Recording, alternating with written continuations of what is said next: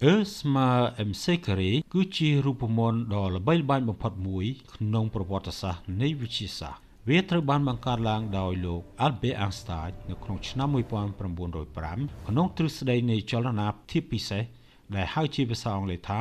Special Theory of Relativity សមីការនេះបង្ហាញពីទំនាក់ទំនងដ៏ជ្រាលជ្រៅរវាង mass និងថាមពលនៅក្នុងសមីការនេះ E ស្មើ mc ការ៉េដែល E គឺជាថាមពល m គឺជា mass c គឺជាល្បឿនពន្លឺដែលដើរនៅក្នុងសុញ្ញាកាសដែលមានតម្លៃប្រហែល3 × 10 ស្វែគុណ8 ម៉ែត្រក្នុង1វិនាទីសមីការនេះមានន័យថា mass អាចបំលែងទៅជាថាមពលហើយថាមពលក៏អាចបំលែងទៅជា mass វិញបាន mass តិចតួចមួយអាចបង្កើតថាមពលដ៏មហាសាលបានព្រោះ c ការ៉េមានតម្លៃប្រហែល9 គុណនឹង10ស្វែគុណ16ដែលជាចំនួនធំខ្លាំងណាស់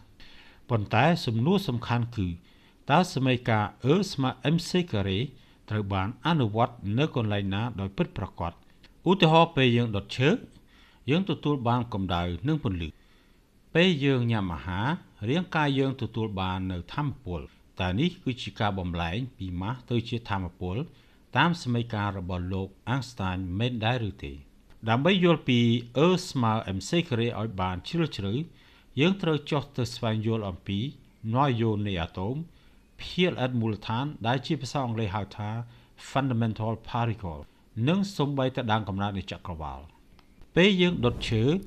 ឬពេលរាងកាយយើងបំបែកអាហារមានប្រតិកម្មគីមីកើតឡើងនេះមានន័យថាយើងកំពុងបំបែកសម្ព័ន្ធគីមីរវាងអាតូមក្នុងម៉ូលេគុលហើយបង្កើតសម្ព័ន្ធថ្មីដែលបញ្ចេញថាមពលដែលបានបញ្ចេញនេះគឺពាក់ព័ន្ធទៅនឹងអេឡិចត្រូនក្នុងម៉ូលេគុលតាមទ្រឹស្ដីរបស់លោក Einstein រាល់ថាមពលដែលបញ្ចេញត្រូវភ្ជាប់ជាមួយការប្រែប្រួល mass តិចតួចមួយ delta m ស្មើ E ចែកឲ្យ c ការ៉េសម្រាប់ប្រតិកម្មគីមីការប្រែប្រួល mass មានពិតប៉ុន្តែតូចខ្លាំងណាស់ដល់ថ្នាក់យើងមិនអាចវាស់បាននៅក្នុងជីវិតប្រចាំថ្ងៃផ្ទុយទៅវិញសម្រាប់ប្រតិកម្មនុយក្លេអ៊ែរថាមពលបញ្ចេញអាចធំជាងប្រតិកម្មគីមីប្រហែល1លានដងរាងកាយយើងគឺជាម៉ាស៊ីនបំលែងថាមពលគីមីរីឯព្រះអាទិត្យវិញគឺជាម៉ាស៊ីនថាមពលនុយក្លេអ៊ែរនៅក្នុងជីវិតប្រចាំថ្ងៃmass បាត់បង់តិចណាស់ប៉ុន្តែក្នុងស្នូលព្រះអាទិត្យ mass តិចតួចអាចបំភ្លឺប្រព័ន្ធព្រះអាទិត្យទាំងមូលបានថាមពលនុយក្លេអ៊ែរធំជាងថាមពលគីមីប្រហែល1លានដង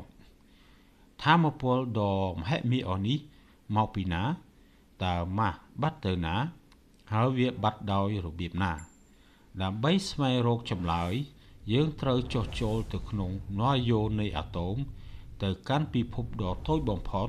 ដែលពោរពេញទៅដោយកម្លាំងដ៏ខ្លាំងបំផុតសូមយកឧទាហរណ៍អេលីយ៉ុង4វាមានប្រូតុងចំនួន2និងណឺត្រុងចំនួន2បើយើងយក mass នៃនុយក្លេអ៊ុនទាំងអស់បូកបញ្ចូលគ្នាហើយប្រៀបធៀបជាមួយនឹង mass នៃណយយ៉ូរបស់អេលីយ៉ុង4មានអ្វីគួរឲ្យភ្ញាក់ផ្អើលកើតឡើង mass ណយយ៉ូអេលីយ៉ុង4តិចជាងផលបូក mass នៃនុយក្លេអ៊ុនទាំងអស់ mass មួយផ្នែកបានបាត់ទៅភាពខុសគ្នានេះត្រូវបានគេហៅថា mass defect ដែលហៅជាភាសាខ្មែរថា mass ដែលបាត់បង់ឬក៏ mass ដែលខ្វះហើយតាមសមីការរបស់ Einstein E ស្មើ delta m c ការ៉េ mass ដែលបាត់នោះមិនបានបាត់ពិតប្រាកដនោះទេវាត្រូវបានបំលែងទៅជាថាមពលដ៏មហាសាលថាមពលនេះគឺជា binding energy ដែលជាភាសាខ្មែរថាថាមពលសម្ព័ន្ធ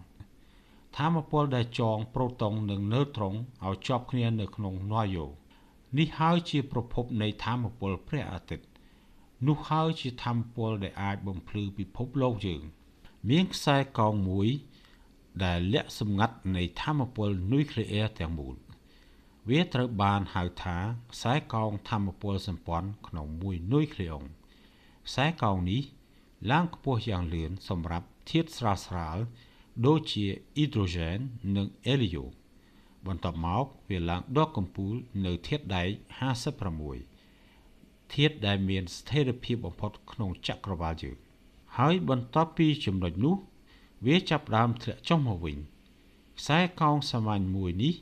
ប្រាប់យើងអំពីច្បាប់ដ៏ជ្រាលជ្រៅនៃធម្មជាតិការរួមបញ្ចូលណយោស្រាលៗ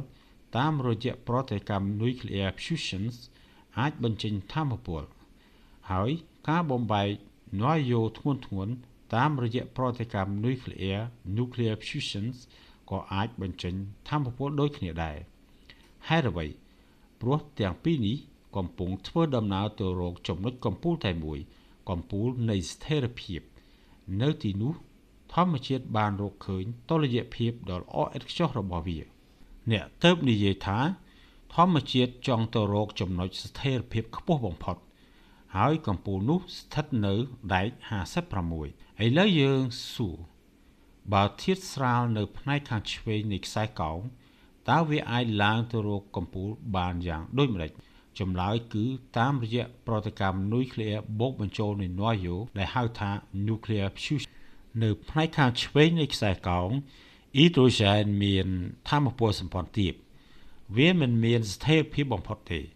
ក្នុងស្នូលព្រះអាទិត្យក្រោមសម្ពាធនិងសីតុណ្ហភាពខ្ពស់បំផុតអ៊ីដ្រូសែនមិនអាចនៅឯងបានទេ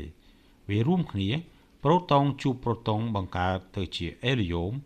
ហើយនៅពេលឡើងដល់ខ្សែកោងថាមពលសម្ព័ន្ធក្នុងមួយនុយក្លេអ៊ុងកើនឡើងនោះមានន័យថា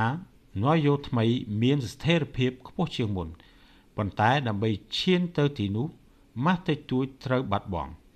ម៉ាស់នោះបំលែងទៅជាថាមពលដែលបំភ្លឺដោយព្រះអាទិត្យថាមពលដែលផ្ដល់ជីវិតនៅលើផែនដីគឺកើតចេញពីការបាត់បង់ម៉ាស់តិចតួចនោះក្នុងរាល់ពន្លឺពេលថ្ងៃដែលយើងឃើញមានម៉ាស់តិចតួចកំពុងបាត់បង់នៅក្នុងស្នូលព្រះអាទិត្យប៉ុន្តែមិនមែនតែធាតុស្រាលប៉ុណ្ណោះទេដែលធ្វើដំណើរទៅរកកំពូលនៅផ្នែកខាងស្ដាំនៃខ្សែកោងមានណយោធ្ងន់មួយចំនួនដែលកំពុងខ្ពស់ពេក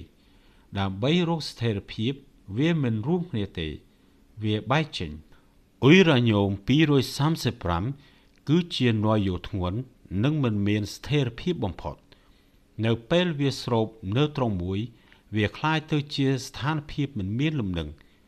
ណយោធំមួយបែកជាណយោម៉ាស្យូម2ជាមួយនឹងនៅត្រង់បន្ថែមបន្ទាប់ពីការបែកនេះថាមពលសម្ព័ន្ធក្នុងមួយនុយក្លេអ៊ុងកើនឡើងមានន័យថាផលិតផលថ្មីមានស្ថិរភាពជាងមុនប៉ុន្តែដូចគ្នានឹងប្រតិកម្មនុយក្លេអ៊ែរ Nuclear Fusion ការឡើងលើខ្សែកោងត្រូវការបាត់បង់ម៉ាស់តិចតួចម៉ាស់សរុបបន្ទាប់ពីការបែកតិចជាងមុនសម័យកាលអាំងស្តាញ E ស្មើ delta m c ការ៉េ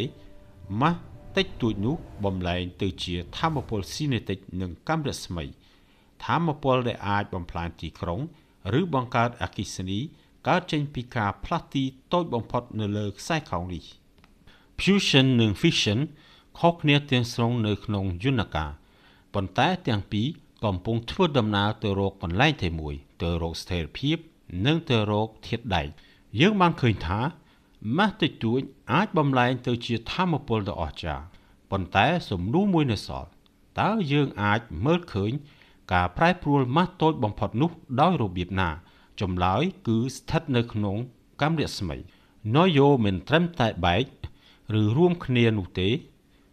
ពេលខ្លះវាស្ថិតនៅក្នុងភាពរំញោចដែលជាភាសាអង់គ្លេសហៅថា excited state ស្ថានភាពថាមពលខ្ពស់ជាងធម្មតាបន្ទាប់មកវាចុះមក ground state ហើយនៅពេលនោះវាបញ្ចេញកាំរស្មី gamma កាំរស្មីនោះគឺជាថាមពលដែលស្មើនឹងភាពខុសម៉ាស់តូចបំផុតរវាងស្ថានភាពទាំងពីរយើងមិនអាចវាស់ម៉ាស់នោះដោយផ្ទាល់បានទេប៉ុន្តែយើងអាចវាស់ថាមពលនៃកាំរស្មី gamma បានហើយតាមអាំងស្តាញថាមពលនោះគឺជាការបំលែងម៉ាស់តាមរយៈវិធីសាស្ត្រ Nuclear Spectroscopy គឺជាការវាស់ម៉ាស់តាមរយៈការវាស់ថាមពលនិងតាមរយៈវិធីសាស្ត្រ Mass Spectroscopy គឺជា Spectroscopy នៃថាមពលអាំងស្តាញបានផ្ដល់ឧបករណ៍មួយឲ្យយើងបកស្រាយការបំលែងម៉ាស់ទៅជាថាមពលនិងពីថាមពលទៅម៉ាស់វិញតាមរយៈសមីការរបស់គាត់ E ស្មើនឹង mc ការ៉េកាំរស្មី gamma តូចមួយមានព័ត៌មានអំពីភាពបាត់បង់ម៉ាស់តូចបំផុតក្នុងណយយងស្មើនឹង MC ការ៉េមិនត្រឹមតែពន្យល់ពីធម្មពលដមហេតុមាសទេវាអនុញ្ញាតឲ្យយើងវាស់អាចកំបាំងនៃភាពបាត់បង់ម៉ាស់តូចបំផុតក្នុងណយយងដោយភាពត្រឹមត្រូវដ៏អស្ចារ្យ